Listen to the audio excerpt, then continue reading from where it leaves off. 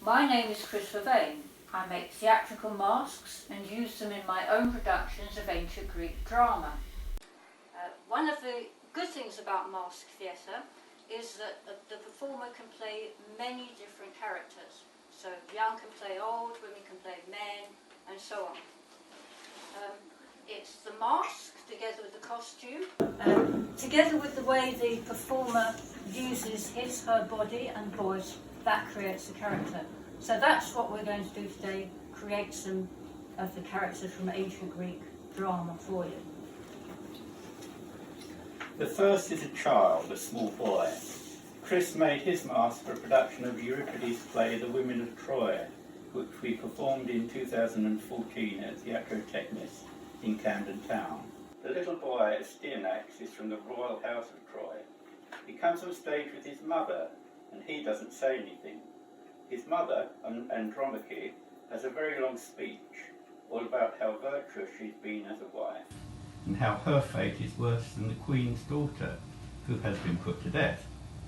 This seemed to go on rather a long time, so Chris had Astyanax create some diversion, playing with his little wooden horse and laughing at appropriate moments.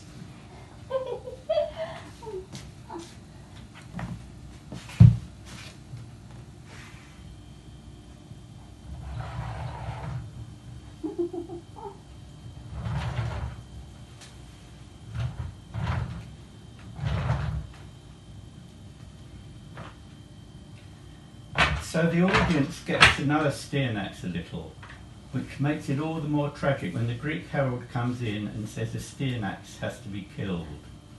And there's this heart-rending scene when mother and child are parted.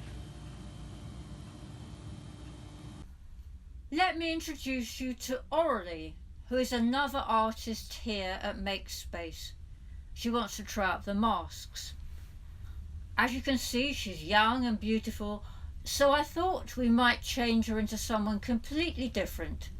Tiresias, the prophet as old as time. Tiresias lives out in the wild and probably never had a bath in his life, so his clothes are old and ragged. So stand up already, let's put the mask on.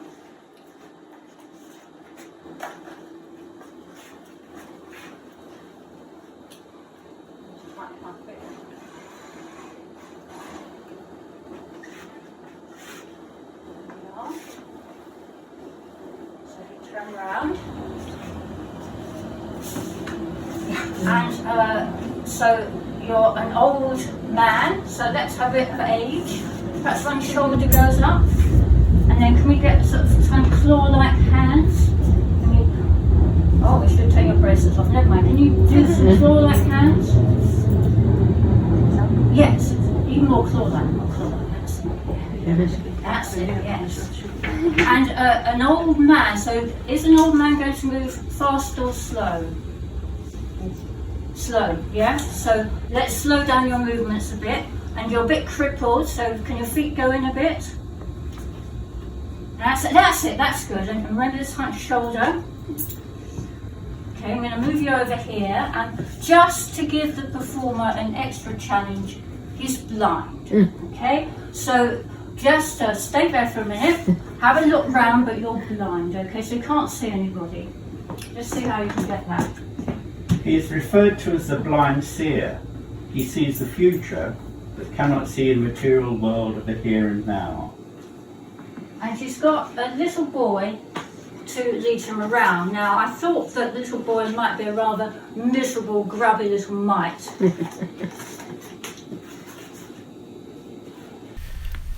We used these masks when we made a film of Sophocles' play Antigone in 2011. Last year, we did a studio performance here at Makespace of extracts from Euripides' play Medea, entitled Medea Without the Men, and this was the mask used to play Medea. She is the granddaughter of the sun god, a woman with knowledge of magic potions and spells who is already guilty of murder, and she has been slighted in love. In this scene, she tries to get the support of the women of Corinth before she carries out her revenge. Women of Corinth, I would not have you censure me, so I have come. Many, I know, are proud at heart, indoors or out, but others are ill spoken of as supercilious, just because their ways are quiet.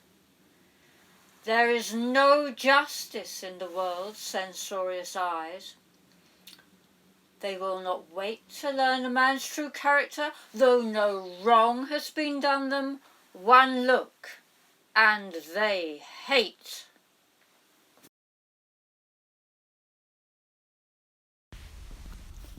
I think we need a bit of light relief.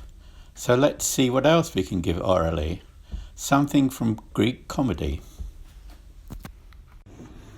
We could turn her into a sheep. Perhaps not. Or an underslave, the one who gets to carry all the baggage. That's rather a small mask. You have to be criticised or smaller to perform that. The comedies of the playwright Menander featured respectable women, housewives, who are quite often called Myrrhine. Let's turn Aurelie into a respectable housewife. First of all, I think we'll try a non-respectable woman. So how would a non-respectable woman stand? Very sort of sexual. Very good, very good. Yes. Now, I mean, the ancient Greeks and respectable women, they were kind of respectability and sexuality didn't really go together. So can we have a respectable woman? So lose all that sort of loose, open, more inward, more keep close to yourself, put your arms inward. That's it. And they were kind of submissive as well. So maybe not folding your arms, but maybe sort of holding your hands for. That's it. Very good. Yes, and try and be a bit more humble, perhaps. But on the other hand, you are respectable. So, and you know that you're respectable. So that gives you a certain poise and self-respect. So let's imagine that all these people have come to your wedding, the wedding of your daughter, and you'll just want to check them out and make sure they're the sort of respectable people that you want to have on this occasion. So just have a look around. Right, take your time. Is this person here respectable, do you think? Yes, right. What about these people over here? Are these respectable people? Yes. What about here? Are they all right? Yes, good. And what about these guys over here? What do you think about them? I'm not sure about them. But I think we can, these are kind of these looking. Yes, okay, very good. Very good, thank you, Aurelie. Let's take that one off. Take that one off. Nice enough or a bit tighter? It's okay? A bit tighter.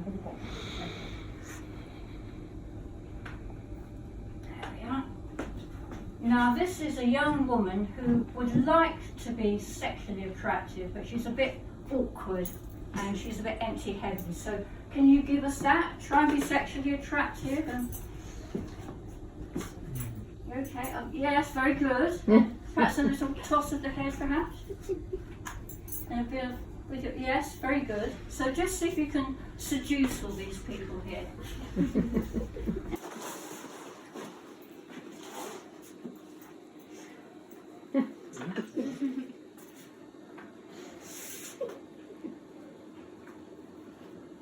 This is a character Chris has created in one of her adaptations of a play by Menander. The character's name is Plangon. She will get married because she's the daughter of a very wealthy man, but her husband won't be interested in her looks or her personality. Thank you very much. We go back to tragedy again and finish with a couple of characters from Aeschylus' trilogy, the Oresteia. In the scene we're showing here, Aegisthus has been tricked into returning to the palace without his bodyguard. In the plays, he is described as a womanish man. So it's going to be even more womanish now. I come to the palace not of my own accord, but summoned by a messenger. I understand that certain strangers have arrived, bringing news that brings me no delight. Orestes' death. I want to speak to this messenger and question him carefully to find out if he was present and saw Orestes die, or merely reports a rumour he has heard. My mind has eyes. It cannot be deceived. So Augustus goes into the palace and Orestes kills him, and then he kills his mother. So far so good. He's avenged his father, but now he is pursued by the Furies. They are ancient goddesses whose job it is to punish those who murder their own kin. The Furies are terrifying and hideous, deities from the underworld. They hunt their prey like a pack of she-dogs, sniffing out the trail of blood left by the guilty murderer.